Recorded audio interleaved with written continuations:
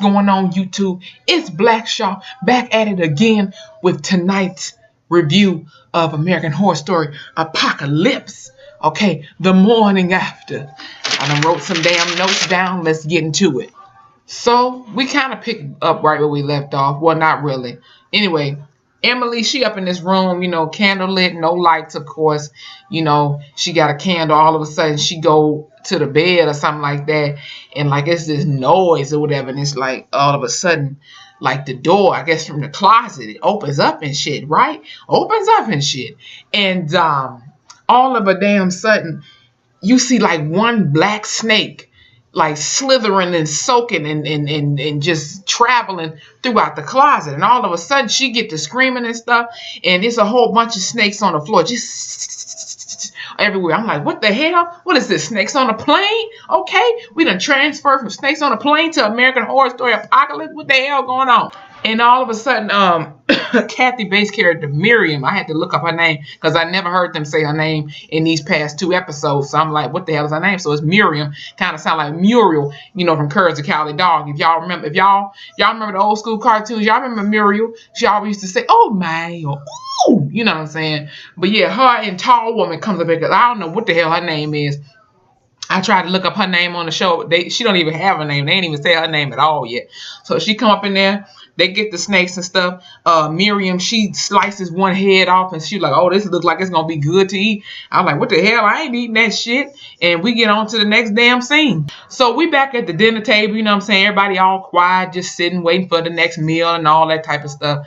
And Coco comes in and says, I'm a little skeptical on eating stuff with no legs or, not enough or something like that, she says. And it was like, look, let's eat our food and enjoy the fruits of our labor. I think Dinah's the one that said that, and it looked like soup with some kind of potatoes or some kind of vegetable up in there. And then all of a sudden, another slithering black snake out the damn Super Bowl, you know what I'm saying? And they was like, oh shit, it's a snake. It's a snake. Oh, they came back from the damn dead, and I believe we transfer into the intro, if not the other scene. So everybody meets up in the library, you know what I'm saying? It's all quiet, you know what I'm saying? Like it usually would be in the library. It kind of reminded me back to when I was in high school and we had this program where we had a class that was called Dear, drop everything and read, and it was so boring. I mean, I read what I read, but like it was just so quiet, and it was just during the day, and shit, my ass was asleep, and I was like, can I go home? Like I fell asleep. I had put the book on the side of my head because our school was strict or whatever. I know I'm off topic real quick, but I'm just saying, I had put the book on the side of my face like this because I had to get some damn ZZZZZs in my Nicki Minaj voice because that shit was boring as hell. Wilhelmina, okay, she was just standing there in the middle. Shout out to Sarah Paulson, by the way, that's fave. Y'all know what I'm saying. Anyway, she was just standing there with her cane and all, and then comes Michael Langdon, okay. He come up there all up in the middle where Wilhelmina was standing like, nah, bitch, nah, this is where I'm standing at. I'm the man. I'm standing. I'm like, here we go with his long hair and all, no perm, you know what I'm saying? And basically he was, bringing up the whole thing about the sanctuary. He brought up, where the fact that humanity is a goner, you know what I'm saying? After all this done happened, the damn big ass nuclear bomb done happened, fallout, yada yada, humanity is pretty much a goner at this point. And he was talking about the other outposts, or compounds, he said something like that, in Syracuse and New York and somewhere in Texas and some other place he had brought up. He was like, mostly all of those are, gone, destroyed, whatever. And he had brought up some about the international outposts, and they was like, Tim was like, where the hell is it at? You know what I'm saying? Where is it at? I mean, or what happened to the people that were there? And he was like, hell, they were massacred. What you think? What the fuck you think? And so basically this is when he brings up the sanctuary and like, this is the real deal. We gonna see who gonna survive and who ain't. And basically how he gonna figure that out is they got a little questionnaire little thing they gonna do. So basically, it's called cooperating, since they call it the cooperative. So you got to cooperate with the questions you're being asked. And so basically, that determines whether you're worthy, quote unquote, to get in the sanctuary or be damned from the sanctuary. I mean, your ass just gonna stay where the hell you at. You're gonna be at Outpost 3 and you just gonna rot and die there, and ain't no coming to the sanctuary. So basically he said, if you don't get in, I got these little pills for y'all. He had them in a little, like, a little container or something. They was all white, and I called them the death pills or the forever sleep pills, because he said, if you once you take these, you go to sleep and you never wake up. So you know what the fuck that means. Death pills / forever sleep pills, because your ass sure the hell ain't getting back up. So mind you, Gallant, Mr. Gallant, that's Evan Peters' character's name in the show. I had to look that shit up too. Mr. Gallant, okay, he wants to go first, and they were like, oh, okay, cool. And I believe we were still in the library, and Coco, she forever being in her diva Hollywood mode and just being shady as hell, and she was like, kind of like mad that Gallant, I was going to say Evan, volunteered to be asked, questions first. And, Evie, she had said something. And, Evie, not Evie, but Coco, she tried to shade. She was shading Evie, talking about some, bitch, you old. You know what I'm saying? Let us live. You done lived your life already. You better sit your ass down and everything. And Evie was like, bitch, I'm ancient. And let me tell y'all something. This took me out. When Coco told Evie that you were 52 when Elvis took his last shit, I was done. That shit was funny as hell. So we transfer into the next scene, okay, where it's Gallant and Langdon. They just sitting up in here chilling, candlelight table. They just chilling. Langdon is giving him that evil, seductive stare, and Gallant is just soaking it all in, okay, with his blonde hair and all. And basically, Langdon pretty much warns him, like, look, if you lie, okay, if you hedge or whatever he said, I'll know. Oh, I'll know. And hell, I believe him. You know what I'm saying? He was looking pretty serious. So it's best if you just tell the damn truth. So basically, Langdon told Gallant, like, look, bruh, I want you to talk about your anger in your grandma, Evie. And Gallant was like, why you put them two together? Why you put those two, topics or subjects together? And they was like, come on now. He was Langdon, he was like, come on now. You know why. You need to confess. Because pretty much Evie, wasn't too fond of, Gallant to begin with, okay? So basically, Gallant confesses and said he can't stand her. He hates her damn guts. That's what he told Langdon, because Evie wants Gallant to be this perfect gay. He wants him to be married with the dogs and the money and everything else, he said. And Langdon was like, oh, so she disowns you. And they went to this flashback scene where they had like this little dinner party with these 3 gay guys, 1 black gay dude and 2 white ones. And, they were having like this fancy, smancy, bougie Hollywood like dinner, It was looking real like 60s. Like, she had her little fancy pink dress on. And Gallant said it was like a gay bachelor party or something like that. And, neither of them gay dudes that was at the table smizing and smiling, sipping their glass of wine, they couldn't stand her ass either. They was just trying to, play nice with her so they can get the money when she dropped dead or something like that, he said. And in comes Gallant. He got this rock, suit on and everything, black glasses, black, all this leather stuff and all. And he plays this rock song or something like that, this disco song. And he gets to going. He puts on like this apocalypse, I forgot what you call that mask, in a time where you would need it during like a nuclear attack or something to try to, keep away from radiation and stuff like that, He had on one of them masks and had a tube, and he was sucking the damn soup that was in the bowl on the table from the damn little tube thing that was attached to the mask. And she was like, you just something else. I forgot the exact word she said, but she said, you are a mess and you need to go on somewhere. Langdon, before all that, Langdon had asked him, what is your sexual identity? And, Gavin telling me gay, but he had sex with a girl back in the day. And he said he finished and she did too and all that type of stuff. But, you know what it is, he gay and, all that type of stuff. But, Gavin pretty much confessed, he pretty much won't Evie dead as much as the rest of them hoes, in the damn room with the purple colors on. So we get to the next scene with Timothy, me boy, and Emily kissing and talking, you know, and basically Emily was telling Tim, you know, oh, we need to run away. We need to get away from this place. And, you know, Langdon ain't no good and you smarter than him and we can figure this out and blah, blah, blah. And wasn't too much on from that scene. Then we go back to Mr. Gallant, and he up in there playing with his shaboinka in the room, you know, thinking about Langdon and everything, because he, mind you, Gallant had said, "Are you gay?" You know what I'm saying? And Langdon was like, you know, would that turn you on if I told you I was? Gallant was trying to give him all the boy goodies and stuff to him, and you know, he was like, look, we're gonna have this conversation a little later on, and then you know. We went on to the next scene with Tim and Emily trying to get it on. But yeah, he having a little fun time with his shaboinka for a little minute, and like it was a flash of like a 6-point star and somebody that was covered in blood, and he get a knock at the door. You know, he was a little mad, you know, and he was like, "Come in." And who the fuck was it? The motherfucking Rubber Man. The motherfucking Rubber Man. And if you don't know who the Rubber Man is, then you know what I'm saying, that was one of the creepy ass characters from Murder House season 1 American Horror Story. Go back and look that shit up, okay? You know. Gallant is like, you know, looking all, you know, what the hell.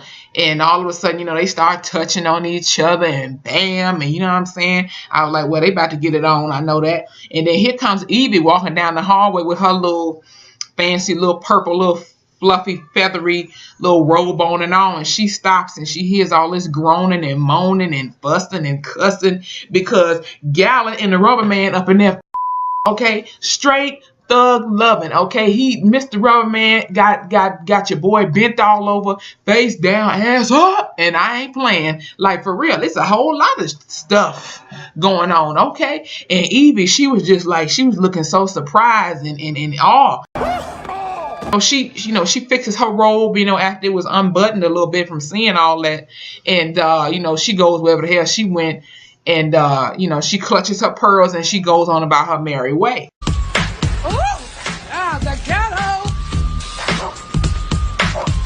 The ghetto.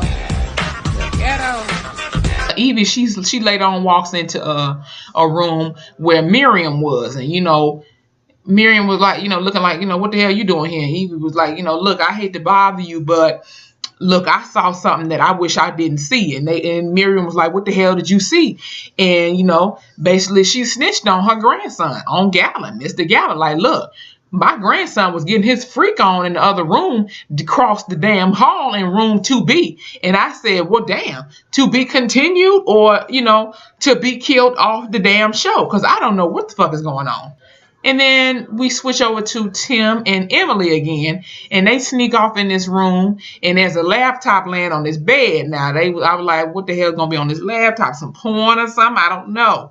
And it's basically like some research or some kind of rule or whatever. It was just some stuff, okay, written down or typed up on there, and basically about, you know, being able to have sex, and you know, if you do, you get your ass whooped or you die or something like that, or the punishment was death. You know, if somebody can remind me what was all that, what was that part about? And all of a sudden they stopped talking for a minute and they switch up to the ceiling, and the damn Rubber Man, his ass is just up there like the black sinister rubber version of Spider-Man. And I'm like, what kind of creepy ass shit is this? I said, what the hell is he doing up there? On down to the room with Wilhelmina and Langdon, you know, they just, you know, chilling, you know what I'm saying? They getting to talking and stuff like that. And, you know, they was talking about how all this shit happened. And, you know, we got to bring up the man versus woman situation. Oh, you men, you know.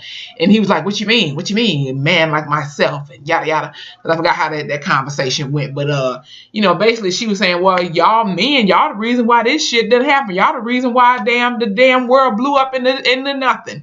Blew up to hell, radiation, dead birds and all, child. I'm telling you, it was just nasty and crazy, you know. And basically he was like, maybe this needed to happen, you know what I'm saying? Get some shit back together, okay? Get some order around here, something like that. He was saying, I was saying, hopefully not the new world order, you know. I said, I don't know. And basically we got back on the topic of, you know, getting into the sanctuary and stuff like that. And he was like, I need you to take off your dress. And she was like, hell no. You know what I'm saying? I'm not doing that.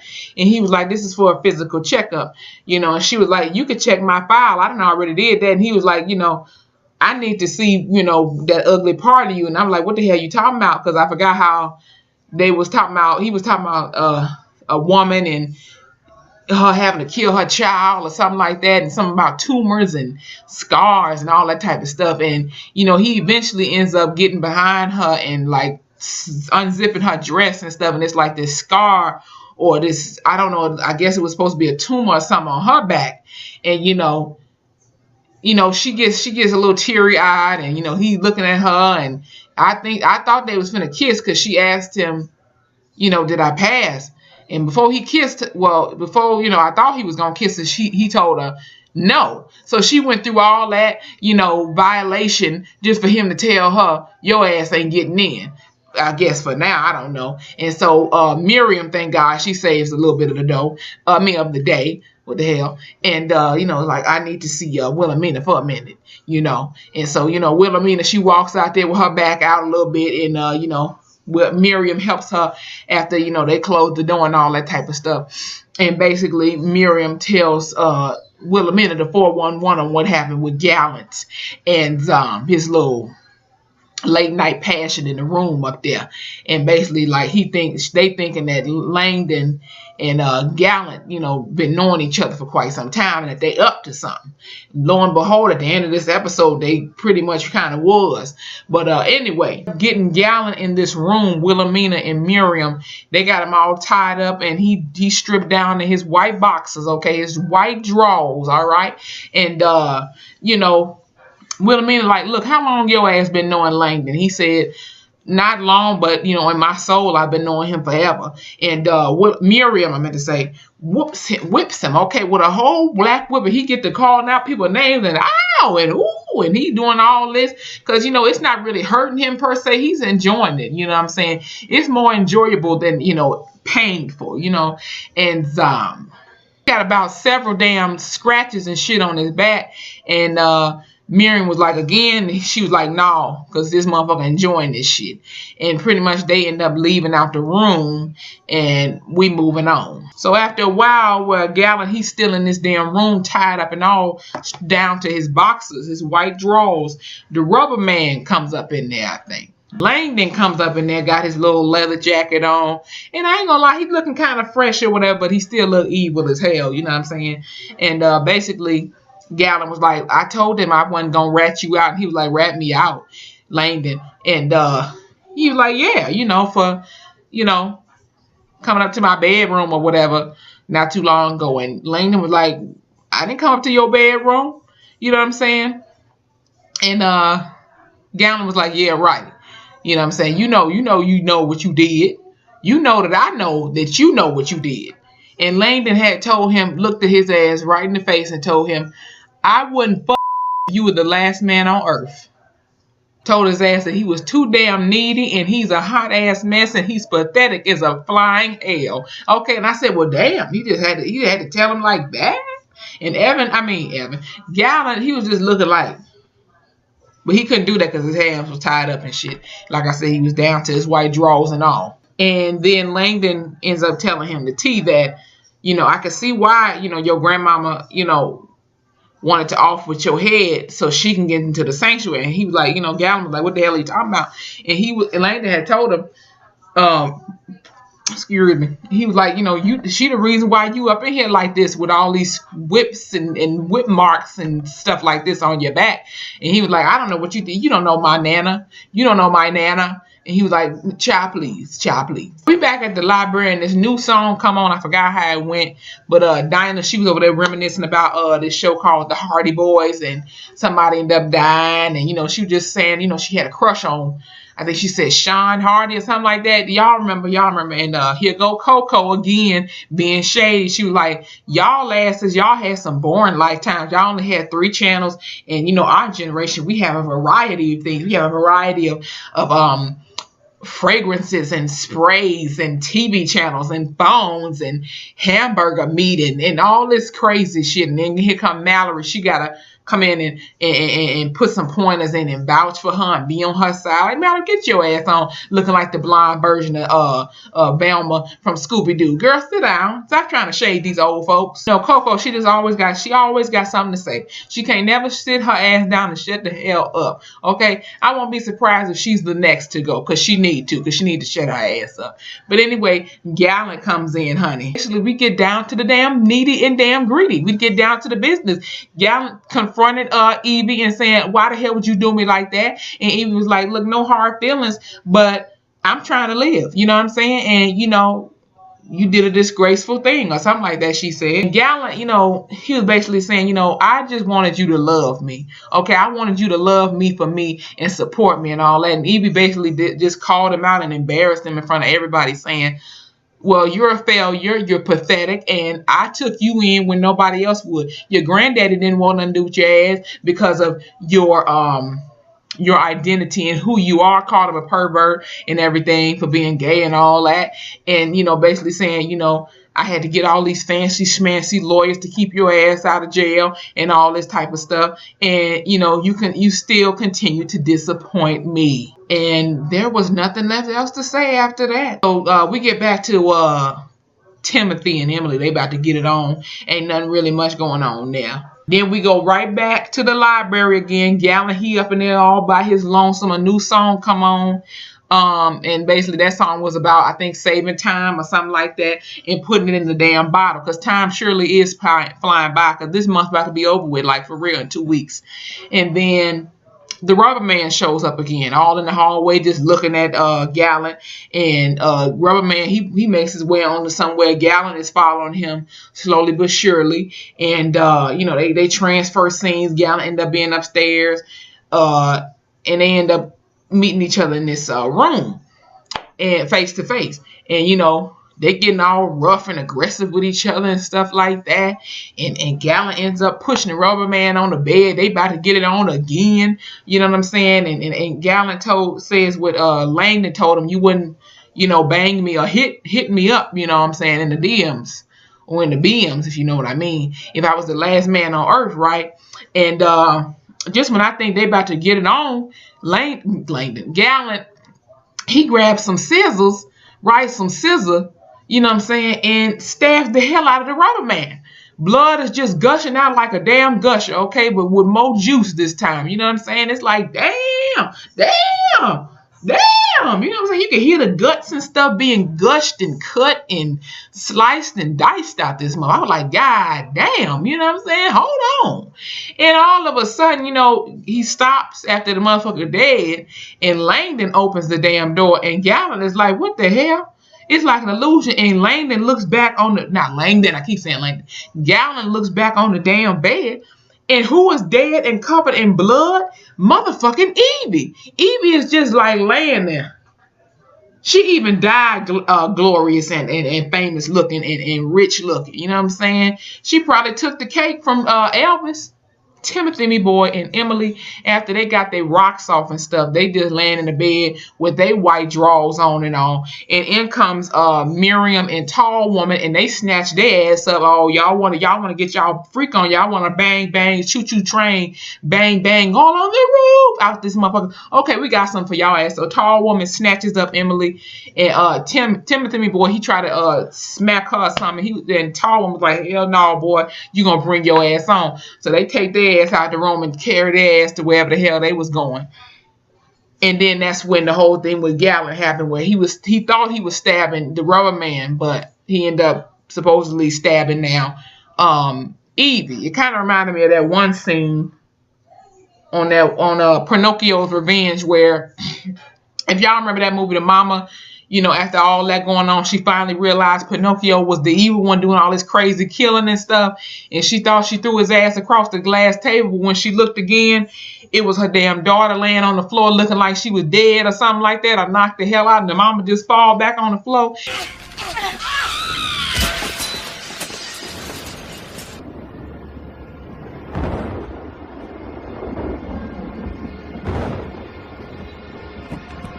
And so Emily and Tim, they end up being in this room with Wilhelmina and Miriam and Tall Woman all up in there together. And they was like, you know, this is disgusting. This is a disgrace. And, you know, after all this stuff going on, all y'all can think about is getting y'all freak on. And Tim was basically saying, look, we saw the laptop in the room about, you know, not being able to have sex, and it pretty much says there ain't nothing wrong with doing that with a little bump and grind, and you just making up these damn rules and all that type of stuff, and you're sick and all this type of stuff. And Wilhelmina was like, I'm the one, I'm sick, but all y'all can think about is getting y'all freak on, getting y'all rocks off, taking y'all panties and drawers and bras and titties off, but I'm the sick one. And all this shit is going on, but all y'all can think about is y'all horny selves. Get the flying hell out of here. And Emily, I meant to say, Emily is the one that said, oh, you're sick. And all of a sudden, tall woman slaps the flying hell out of Emily. She gave her a straight up pimp slap. I ain't lying. And Wilhelmina was like, y'all need to get y'all ass on. Take them to their damn punishment. You know what to do with their ass. You know what to do with their big fat butt. But this case with a big ass gun. And tall woman drags Emily and Tim on into that shower room where we saw Gallon and what's his name? Prince Charming, or Stu, Andre's boyfriend, get all scrubbed the dub from the radiation and stuff. So they take them back up in there. And you know, Timothy is like, you know, telling Emily, I'm sorry. I'm really sorry. I'm sorry. And Miriam was like, you know, you did this to yourself. And just when I believe Miriam was about to shoot, or a tall woman was about to shoot Tim first in the head, Tim manages to get the water hose and whack the flying shit out of tall woman in the face, and managed to shoot Miriam right in her stomach, in her side stomach piece right here. And all of a sudden, eventually, tall woman, she shakes that shit off and she knocks out Tim, and we switch over to Miriam, and she goes into the hallway. You know, I'm thinking she all fucked up and wounded. I don't see no blood though, so she opens her little dress or whatever, and it's showing her stomach with like these leaking like bloody tubes, or not bloody, but like foamy, like soap, like look like foam soap and stuff that's just leaking out of her system. And I said, what the hell is this? So it seems to be Miriam is a robot. Like I was watching an episode of Rugrats when Tommy and Chucky, being in their baby minds, thought that Stu, Tommy's daddy, was a robot.